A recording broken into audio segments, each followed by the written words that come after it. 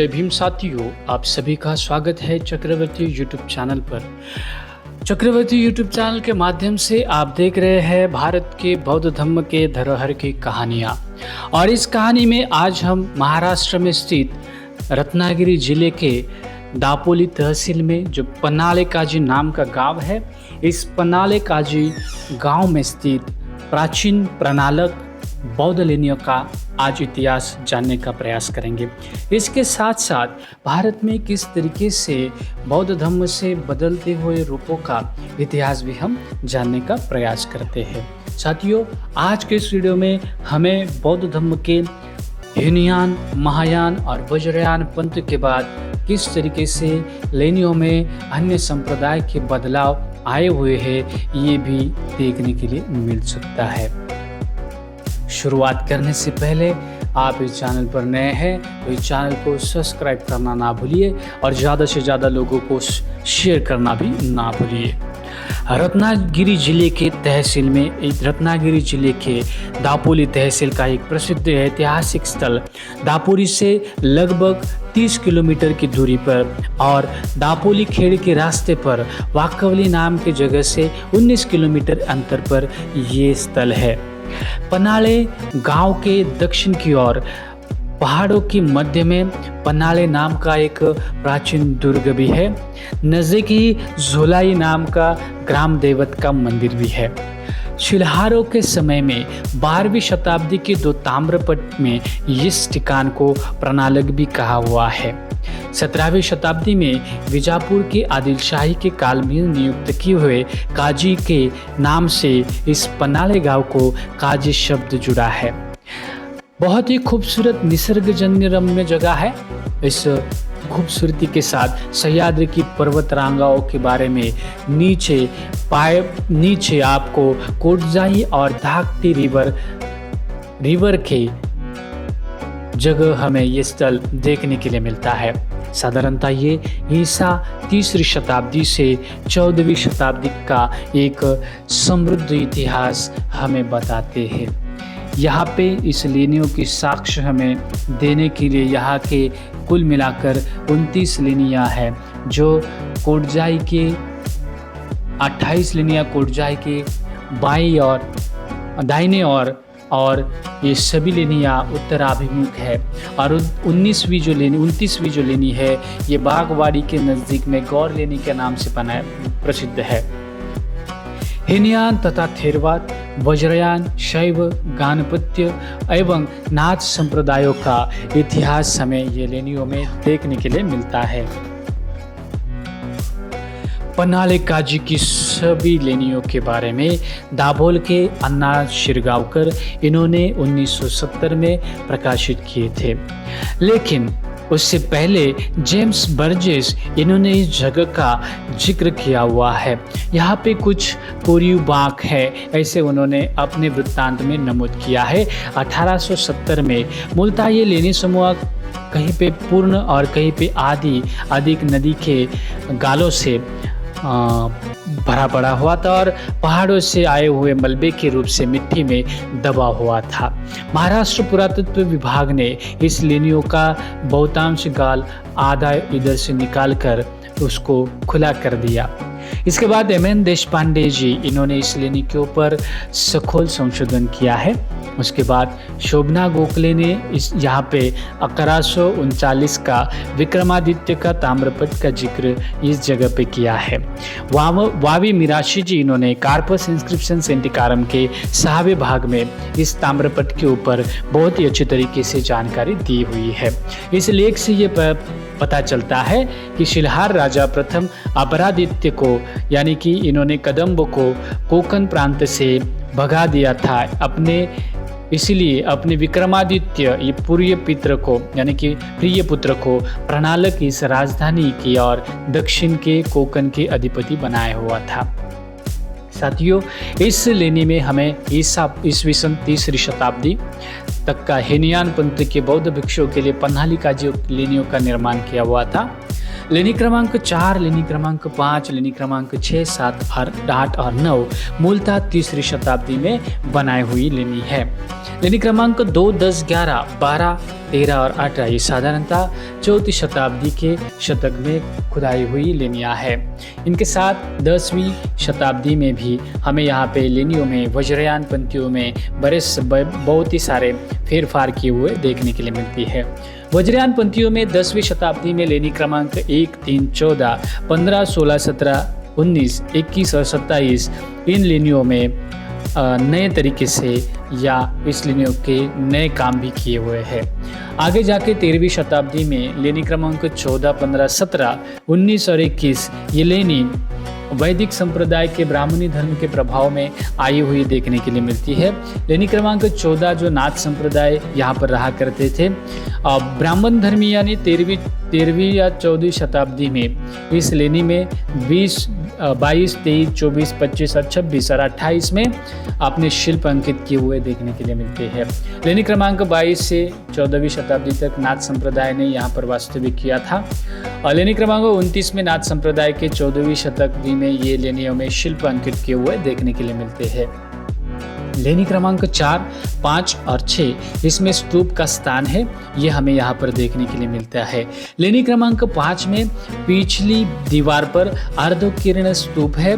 लेनी क्रमांक 7, 8 और 9 ये मूलतः भिक्खु विहार है, यानी कि जिसे विहार माना जाता है, भिक्खु गृह है। यहाँ लेनियों में कुछ अंतर पर वृत्त चित्ती के आकार के स्तूप भी यहाँ पर निर्माण किए हुए थे। महायान पंथियों ने कुछ बदल यहाँ पर किए हुए देखने के लिए नहीं मिलते हैं, लेकिन 8वीं शताब्दी से यहाँ पर 11वीं शताब्दी तक वज्रयान पंथियों का बहुत बड़ा योगदान देखने के लिए मिलता है, यानी कि उनका वास्तविक यहाँ पर देखने के लिए मिलता है। इसी काल में 10वीं शताब्दी तक इस लेनियों में गुप्त तांत्रिक पूजा विधि उपयुक्त ऐसे फेरफार किए हुए थे। नई तांत्रिक देवताओं की मूर्तियों की प्रतिष्ठापना भी यहाँ की गई थी। मूलतः भिक्खु गृह की दीवार के भित्तियों पर यानी कि दीवारों पर गर्भगृह को अंकित करके तांत्रिक मूर्तियों की स्थापना भी की थी। लेनियों में अष्टकोण स्तंभ के बदल किए हुए थे। दर्शनी स्तंभ के शीर्ष स्तंभ में नागबंध जुड़े हुए हैं। मंडप के प्रवेश करने के लिए द्वार पर अलंकृत ललाट बिंब अंकित की हुई है। यहाँ पर नए भिक्खु निवास बनाए गए हैं। ईशान्य भारत के लोकप्रिय ऐसे अक्षोभ्य सैध्यकवीर ये तांत्रिक देवताओं की मूर्ति प्रणाली काजी में देखने के लिए मिलती है। लेनी क्रमांक 10 जो वज्रयान पंथी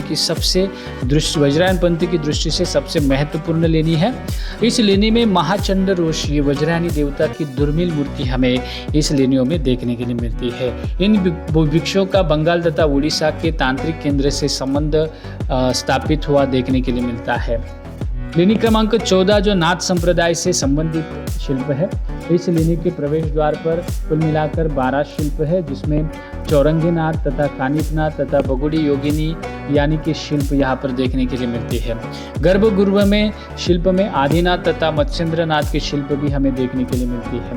लेनी में गोरक्षनाथ की खंडित और सूटी शिल्प भी हमें देखने के लिए मिलती है। लेनी क्रमांक 15 में गणपति की मूर्ति भी हमें यहाँ पर देखने के लिए मिलती है, तो ये गणपत्य संप्रदाय से जुड़ा हुआ जाता है। लेनी क्रमांक 16 जो शिलाहारकालीन मंदिर बनाया हुआ देखने के लिए मिलता है। लेनी क्रमांक 18, लेनी क्रमांक 23 ये लेनियों का समूह यानी कि 18 से 23 ये लेनियों का समूह वज्रयान पंथ से जुड़ा हुआ है। लेनी क्रमांक 19 और 23 में साधारणतः 12वीं शताब्दी में बहुत सारी कामें की गई हुई है। 11वीं शताब्दी में शिलाहार शैली के एकाश्म देवालय का निर्माण 19वीं लेनी क्रमांक करके किया हुआ है। मंदिर के छत पर रामायण महाभारत तथा कृष्ण लीला के कुछ संबंधित शिल्पपट भी हमें देखने के लिए मिलता है। यहाँ पर जो लेनियों में गणेश जी का शिल्प है इससे प्राप्त होता है, इसे गणेश लेनी कहा जाता है। लेकिन ये बाद में अंकित किए हुए शिल्प जो पहले वज्रयान से संबंधित थी, बाद में उसे ब्राह्मण संप्रदाय से प्रभावित हो चुकी थी। लेनी क्रमांक 22 14वीं शताब्दी में नाथ संप्रदाय ने इसका उपयोग किया था, तो वहाँ पर आपको नाथ योगियों की मूर्ति यहाँ पर देखने के लिए मिलती है। लेनी क्रमांक 24 से लेकर 28 इस लेनियों में कोई मूर्ति नहीं है। 25 क्रमांक लेनी आधा अधूरा है। लेनी क्रमांक 26, 27, 28 ये पूरा आधा अधूरा लेनी है, छोटा सी लेनी है और ऐसे कुछ वैशिष्ट्यपूर्ण काम नहीं है। लेनी क्रमांक 29 जो मुख्य लेनी समूह से 1.5 किलोमीटर अंतर पर है, ये नाथ संप्रदाय से जुड़ी हुई लेनी देखने के लिए मिलती है। इसमें गर्भगृह में आदिनाथ, मत्स्येंद्रनाथ, गिरजा, त्रिपुरा सुंदरी और 84 सिद्ध ऐसे प्रांगण में लक्ष्मी, गणेश और सरस्वती के भी शिल्प देखने के लिए मिलते हैं। लेनियों में कई जगह पर आपको 8 मनुष्य बुद्ध का भी शिल्प देखने के लिए मिलता है। लेनियों में अक्षोभ्य मूर्ति का भी चित्रण मिलता है। महाचंड रोष का भी शिल्प हमें देखने के लिए मिलता है। तो वज्रयान पंथ के बारे में आपको यहाँ पर बहुत कुछ जानकारी मिल सकती है। इसीलिए आपको M.N. देशपांडे जी इनका the cave of Panhali Kazi memories of archaeological survey of India 84 में जो 1986 में पब्लिश हुआ था, ये आप पढ़ सकते हैं। ये किताब में M.N. देशपांडे जी इन्होंने बहुत कुछ जानकारी दी हुई है। आपको कई सारे पुराने फोटो भी देखने के लिए मिलेंगे। तो साथियों, ये किताब आप ज़रूर पढ़ें ताकि आपको भी इस लेनी के बारे में पूरी जानकारी मिल सकती है। आज के इस वीडियो में ये जो पन्हाले काजी लेनी है, इसमें जो इंफॉर्मेशन हमने दी है वो किस तरीके से बौद्ध संप्रदाय से आगे जाकर ब्राह्मण संप्रदाय तथा वैदिक संप्रदायों का शिल्प बने और उसके बाद नाथ संप्रदायों के भी शिल्प बने। इनका शिल्प बनाने का हेतु पूरी साफ देखने के लिए मिलता है, क्योंकि बौद्ध धर्म से की हुई स्पर्धा, बौद्ध धर्म में बुद्ध की मूर्तियां बन रही है, बौद्ध धर्म में वज्रयानों ने देवताओं की निर्मित की है। तो सीधी सी बात है कि वैदिक धर्म ने भी अपने देवताओं की मूर्तियां बनाने की शुरुआत की। हालांकि उन मूर्तियों में बौद्ध धर्म जैसे ही मूर्तियों की अलंकरण भी है, क्योंकि जाहिर सी बात है उस समय में एक दूसरे से शिल्पकला के बारे में जानकारी ली जाती थी या शिल्पकार एक ही हो सकते हैं। इसीलिए ये साम्य हमें देखने के लिए मिलता है। हमारे प्राचीन कालखंड में बौद्ध धर्म की एक उदारता यही देखने के लिए मिलती है कि उन्होंने कभी भी अन्य संप्रदायों के ऊपर कोई भी आघात नहीं किया हुआ है। ये साफ तौर पर हमें यहाँ पर देखने के लिए मिलता है। तो साथियों, आप भी इसको समझने की कोशिश कीजिए। अन्य संप्रदाय के ऊपर टिक्का टिप्पणी करने से बेटर है अपने संप्रदाय का इतिहास सामने रखने की कोशिश करें।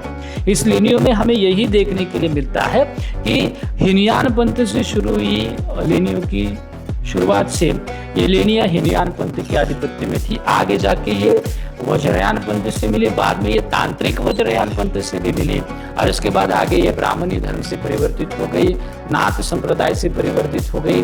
लेकिन मैं ये नहीं कहूँगा कि ये ब्राह्मणी धर्म जो परिवर्तित हुआ, ये ब्राह्मणी धर्म बौद्ध धर्म से परिवर्तित हुआ है, ऐसा मैं बिल्कुल नहीं कहूँगा, क्योंकि ये कालानुरूप होता है। ये संप्रदायों का निर्माण होना या संप्रदायों का अस्तित्व होना, ये उस समय के संप्रदायों का इतिहास हमें पेश करता है। बौद्ध संप्रदाय एक बहुत ही प्रगत और शांति प्रदान करने वाला, जिसे कहा जाता है कि लोगों को जीने की तरीका बताने वाला एक अच्छा संप्रदाय के रूप में उसे माना गया। दुखों से मुक्ति देने वाला या दुखों से मुक्त होने के लिए आज भी बड़े पैमाने पर लोग बुद्ध की विपश्यना शिक्षा का अनुग्रह करने के लिए आते हैं या उसको सीखने का प्रयास करते हैं। तो यही एक सीख है जो आपको यहाँ पर देखने के लिए मिल सकती है। तो साथियों, आज के वीडियो में इतना ही। ये वीडियो आपको कैसा लगा ये ज़रूर बताइए। अगर ये वीडियो आपको पसंद आया है तो इसको लाइक ज़रूर कर लीजिए और ज़्यादा से ज़्यादा लोगों तक शेयर करना ना भूलें। तो मिलते हैं साथियों ऐसे ही नए धरोहर की इतिहास की कहानियों में। तब तक के लिए आप सभी को जय भीम, नमो बुद्धाय।